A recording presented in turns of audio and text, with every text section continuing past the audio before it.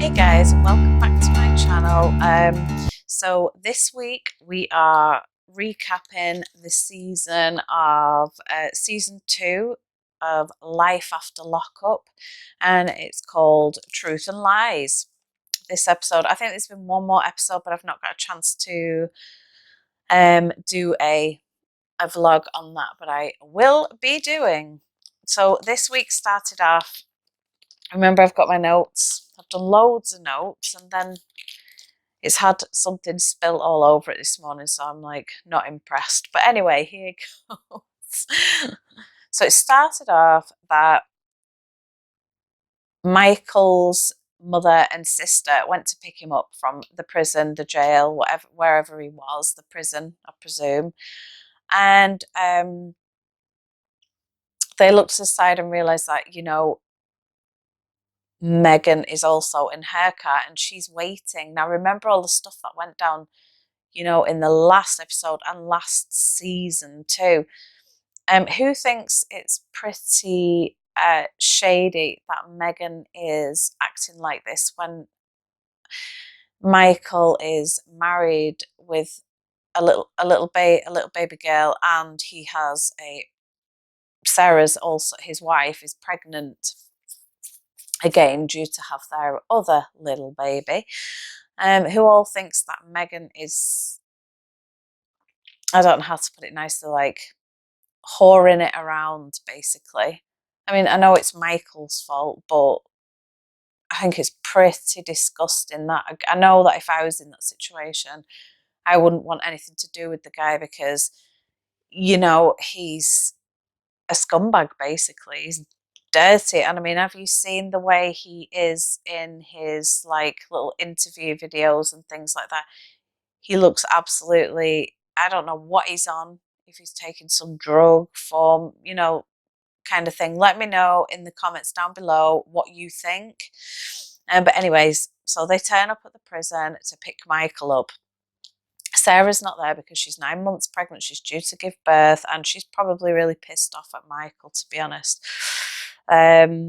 So basically, Megan gets out of her car and she taps on, the passenger side of Michael's mum's car, and she's like, "Oh hi, what's your problem with me?" kind of thing to Michael's sister.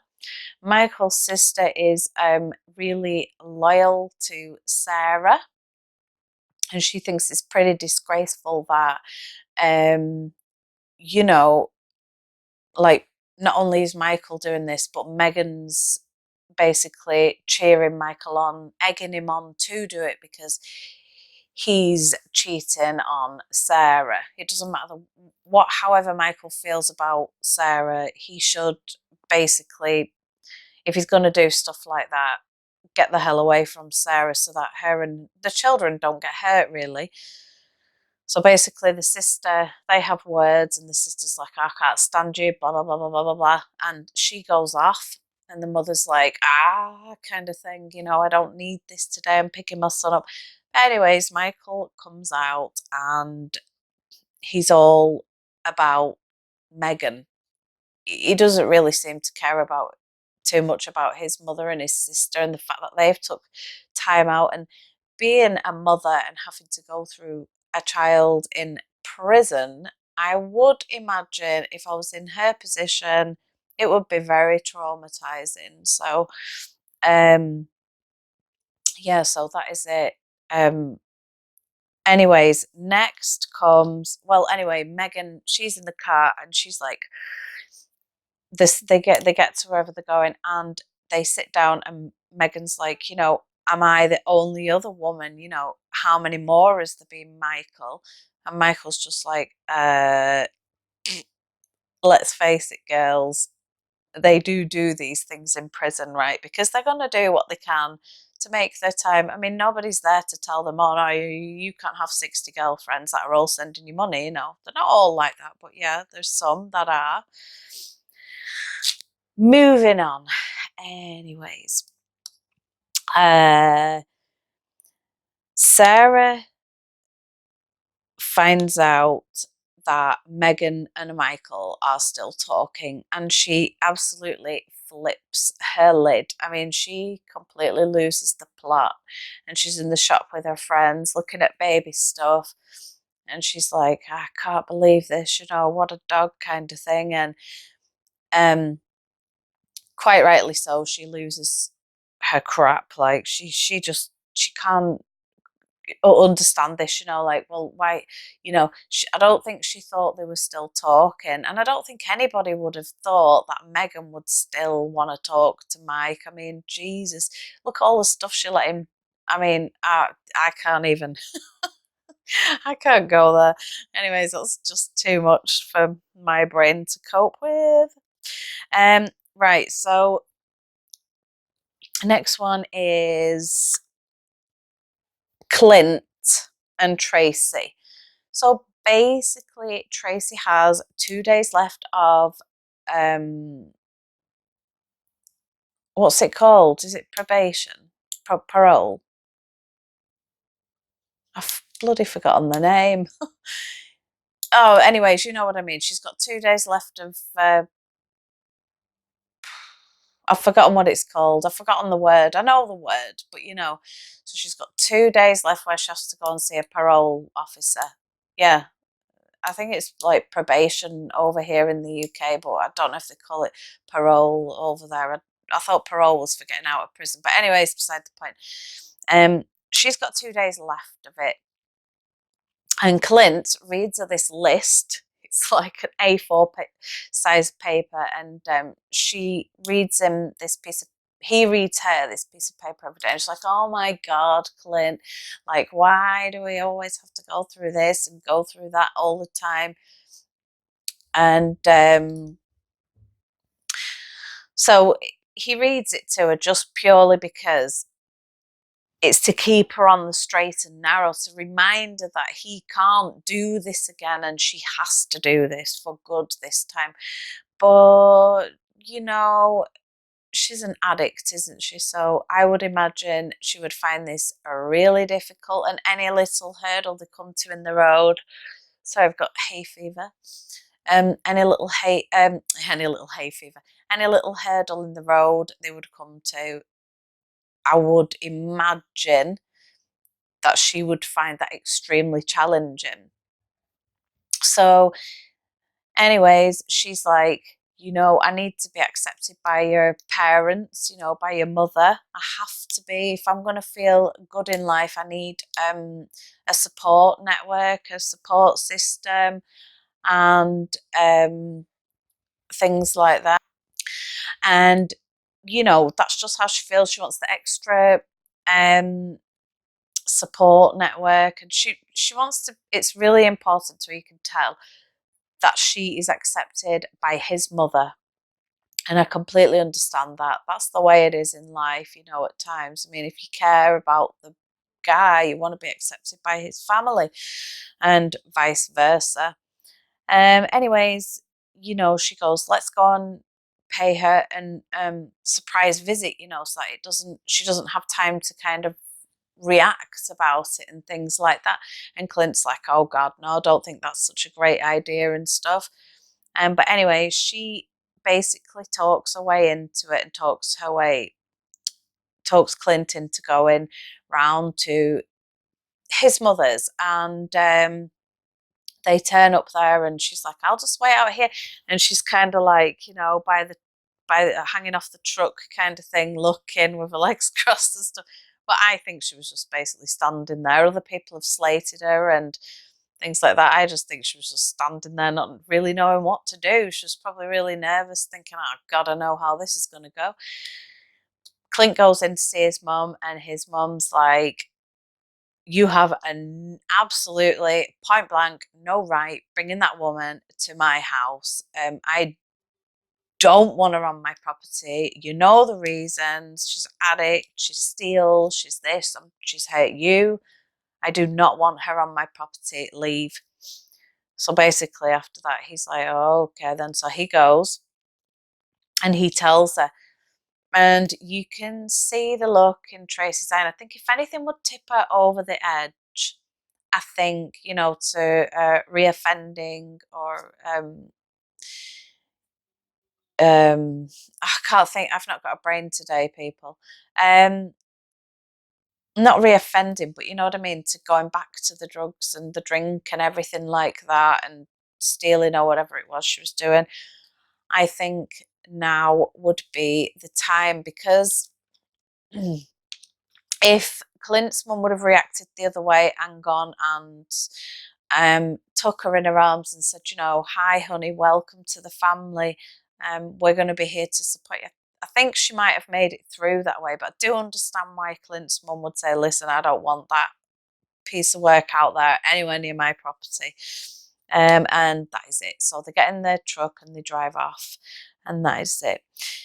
Next one, you have Andre and Andrea. Sorry, not Andre. Andrea and Lamar. Lamar went back inside prison, and can't remember if he did like 9 months in prison or something.